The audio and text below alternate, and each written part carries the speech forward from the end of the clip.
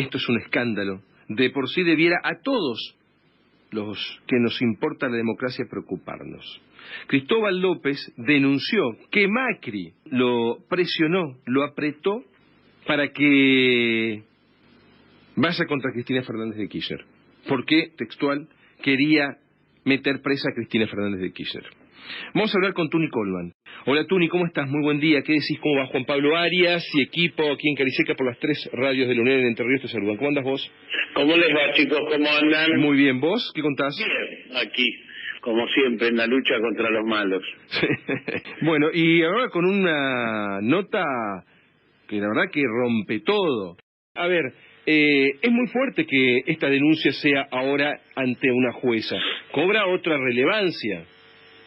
No tengo ninguna duda que es muy, pero muy importante, pero al mismo tiempo yo veo un modus operandi que existe no solo en este caso.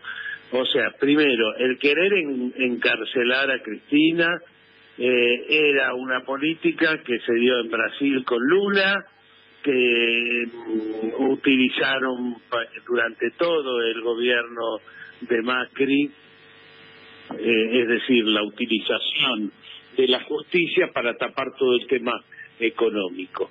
Esa fue una política constante, o sea, no me llama para nada la atención que hayan tenido esa ofensiva y que quisieran, digamos, poner toda la carne al asador para meter presa a Cristina, insisto, como metieron preso a Lula en Brasil o como hostigan hoy en día a Rafael Correa en Ecuador. Hay toda esa cosa muy feroz que creo también la veremos contra Evo Morales tarde o temprano.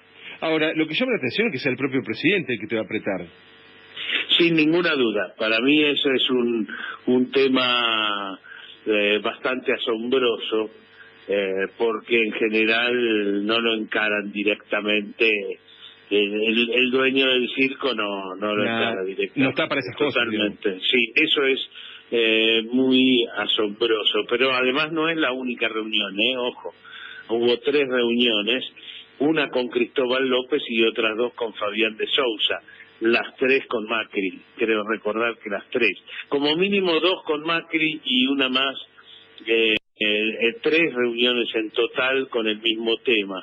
C5N, que C5N debía cambiar de línea editorial, hubo toda una ofensiva. Y bueno, la prueba está en el hostigamiento que se hace con la FIP, porque en el juicio, hoy en día hay un juicio en Comodoro Pi, se presentó una pericia hecha por la Corte Suprema que demostró que el Grupo Indalo no estaba al día, o sea que se había acogido a planes de pago de la FIP, planes de pago que se adjudicaron a un montón de empresas, y que además no resiste el primer análisis desde el punto de vista racional. La FIP quiere cobrar impuestos, no es que te quiere, digamos, el espíritu es cobrar impuestos, no reventar empresas. Claro. Entonces acá el espíritu era reventar la empresa, no cobrar impuestos. Y fíjense, tengo el siguiente recuerdo. Durante el kirchnerismo, yo la verdad no soy crítico de cosas que hizo el kirchnerismo, pero por ejemplo yo recuerdo que el kirchnerismo le dio planes de pago a Radio Mitre aportándole dinero, no solo permitiendo que no pagara impuestos, sino le dio unos planes que se llamaban Repro, que era dinero que el Estado ponía, que también le dio a General Motors, no sé si ustedes se acuerdan, sí, me acuerdo, para que no despidieran gente. Ahora, o sea, que el espíritu tiene que ser rescatar empresas, no hundir empresas. Porque además, en esto que vos decías de las pruebas que pueden presentar estos empresarios a propósito de la persecución, uno ve que en Argentina hay empresarios, que incluso algunos de medios de comunicación, que están en situaciones similares y que sin embargo no han tenido o no han padecido esa misma persecución o ese mismo, vamos a llamarle, rigor judicial.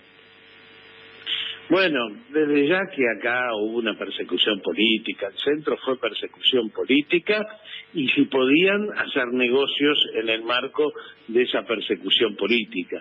Porque, por ejemplo, al empresario Mario Cifuentes, que tenía una empresa de servicios petroleros, que construía galpones, calles para empresas petroleras, lo apretaron para que vendiera su empresa a alguien de la familia Brown. Entonces, o sea, había persecución política y además trataban de hacer negocios. Acá también en algún momento trataron de hacer negocios. Va a ser importante lo que declare Orly Terranova en esta causa, lo que declare Ignacio Rosner y lo que declaren algunos de los gerentes que ellos tuvieron y que estuvieron en estas negociaciones. La gente de Orly Terranova estuvo sentada en el edificio de Indalo, o sea, ya habían ocupado lugares, ¿no? No, ha sido, digamos, el marco general de persecución política ha sido muy serio, muy grave. Ahora, otra vez vemos como el discurso colisiona directamente con esto que estamos contando, con esto que vos estás contando, porque si algo repite Mauricio Macri es que los argentinos hemos hecho un avance en materia institucional, que ahora cualquiera puede decir lo que piensa, que hay libertad de expresión. Lo dice claramente, así, sin medias tintas. Es decir, ese discurso está muy presente y más de uno habrá votado convencido que por lo menos en este aspecto habíamos avanzado los argentinos y dejado de lado la materia económica, que es un aspecto que difícilmente puede sostener el gobierno. Bueno, ellos han jugado a favor de Clarín y de La Nación y de los medios, de los grandes medios, sin ninguna duda han jugado a silenciar otros medios, como la discriminación inicial en la pauta. Yo creo que se equilibró en el último año, después de bastantes denuncias y después de bastantes hechos de repercusión internacional.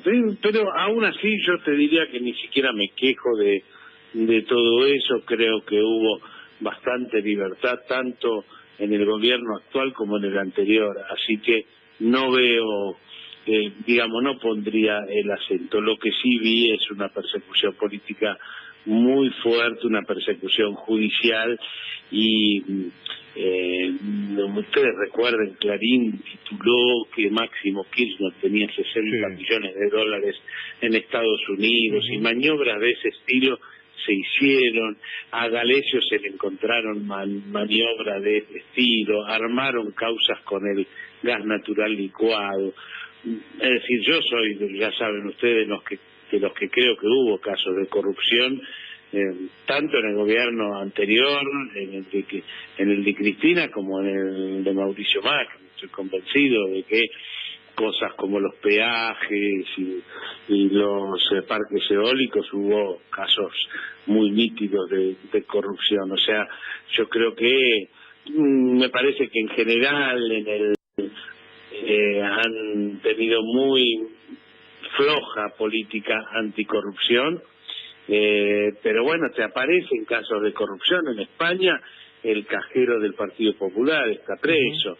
O sea, tenemos casos de corrupción en el mundo y es un tema siempre, pero el fondo de la cuestión aquí fue la persecución política. Para cerrar, Tuni, yo sé que la pregunta esta es difícil de responder y que vos me digas seguramente que no podés hacer futurología, pero ¿cómo imaginás que sigue esto? ¿Cajoneado? ¿Frenado? No imagino un presidente o un expresidente yendo a tribunales a decir que se reunió o no con tal empresario. ¿Cómo sospechás? Pero viste desfilar en 13 indagatorias en un solo día, Cristina.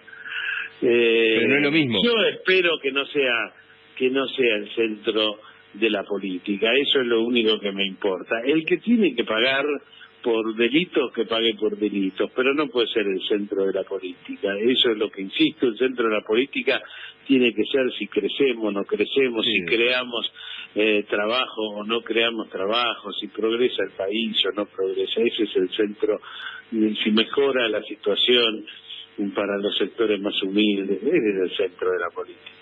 Tuni, fuiste muy amable como siempre, te dejamos un abrazo. Muchísimas gracias.